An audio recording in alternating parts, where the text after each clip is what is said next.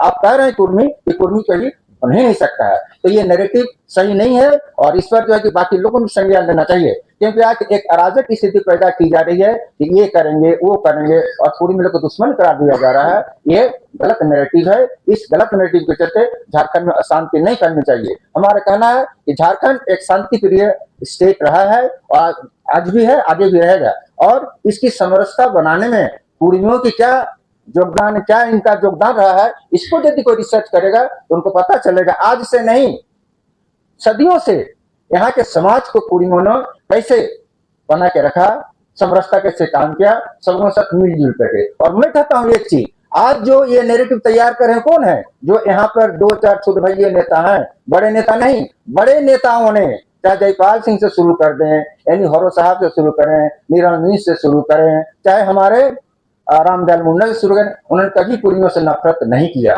बल्कि कुर्मियों को कहा कि ये लोग भी आदिवासी सूची में दर्ज होने चाहिए।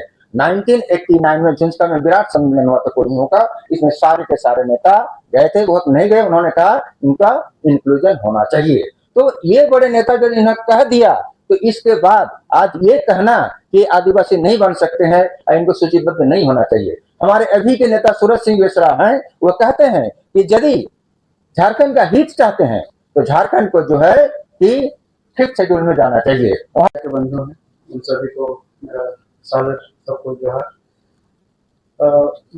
जो राज्य में अभी जो गर्मा गर्म माहौल चल रहा है, और इस माहौल को बनाने वाले जो भी समुदाय के लोग हैं, खास करके आप देख रहे हैं कि जो अनुसूचित स्टेट जो जनजातियां हैं, उनमें से कुछ एक जनजाति के जैसे कि उरांव के कुछ लोग हैं, उसमें एक दो समुदाय खड़िया के हैं, कुछ मुंडा भी हैं और कुछ संथाल भी हैं। ठीक है, कुछ संथाल के भी हैं। तो हम ये कहना चाहते हैं कि सबसे पहला सवाल है कि कुर्मी आदिवासी है या नहीं है। तो इस विषय पे अगर हम देखते हैं तो कुर्मी आज से आदिवासी नहीं है।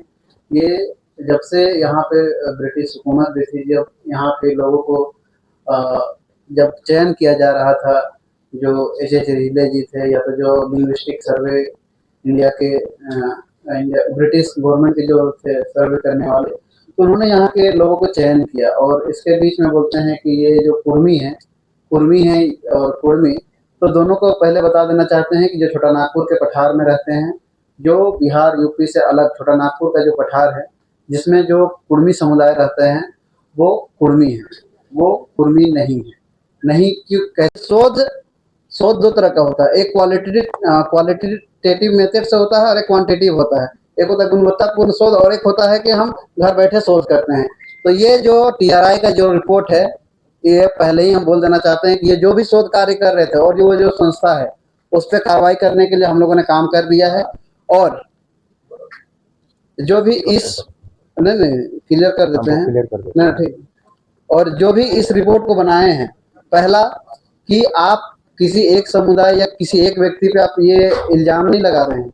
आप बोल रहे हैं कि अगर ये जो कुर्मी है वो हिंदी परंपराओं को मानते हैं, तो जब आप अपने रिसर्च कर रहे थे तो रिसर्च में कम से कम में अगर किसी समुदाय की जाति समुदाय के बारे में हम रिसर्च करते हैं तो हम उनके पास में जाते हैं, हमारा फील्ड होता है। अगर हम किसी एक जाति के ऊपर में हम रिसर्च कर रहे हैं, अगर हम कुर्मी के ऊपर में कर रहे हैं या कुर्मी के ऊपर में, तो कम से कम 6 महीना जो है उन समुदाय के बीच में आपको रहना होता है, उनका भाषा, उनका संस्कृति को जानना होता है। और इसमें जो लिखा हुआ है, इसमें लिखा हुआ असहभागिता। अब बताइए, कोई भी रिसर्च होता है, घर बैठे हम रिसर्च तैयार करेंगे क्या? पहला सवाल उनसे है। और जी जो भी इनको आधार बनाते हैं, हमेशा कभी भी आप न्यूज खोल के देख लीजिए, तो जो हमारे लिस्टेड भाई लोग हैं वो लोग बोलते हैं कि कुर्मी आदिवासी बन ही नहीं सकता है, TRI जो है लोगों को खारिज कर चुका है। अरे भाई, जब हमको बोला जा रहा है, पप्पू कुर्मी के बारे में रिपोर्ट मांगा जा रहा है, तो आप पप्पू जो कोयरी है या कुर्मी है जो बिहार का है, उसके बारे में डाटा दीजिएगा, तो मेरे बारे में कहाँ से आएगा?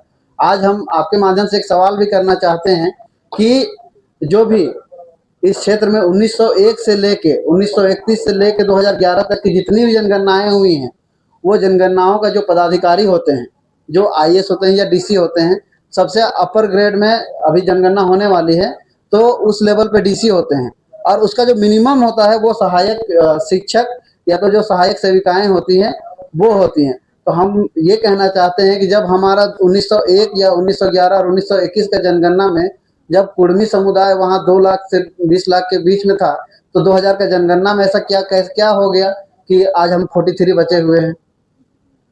ये कहीं ना कहीं जिस तरह का ये मैनिपुलेट किया गया है चीज़ों को, आज देखिएगा कि बहुत सी भाषाएं झारखंड में विलुप्त के कगार पे हैं। उनका रीजन यही है, 1-2 भाषाओं को किसी भी जाति या समूह को अनुसूचित जनजाति में या जाति में जोड़ा जाता है, तो वो TRI का रिपोर्ट जो कहता है कि यहाँ के जो कुर्मी हैं वो आदिवासी नहीं हो सकते हैं।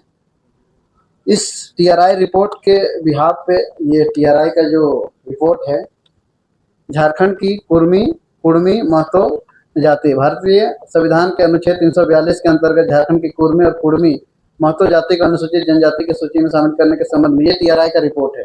इसी रिपोर्ट के को आधार बना के आज पूरे राज्य में भ्रामक स्थितियां फैलाई जा रही हैं।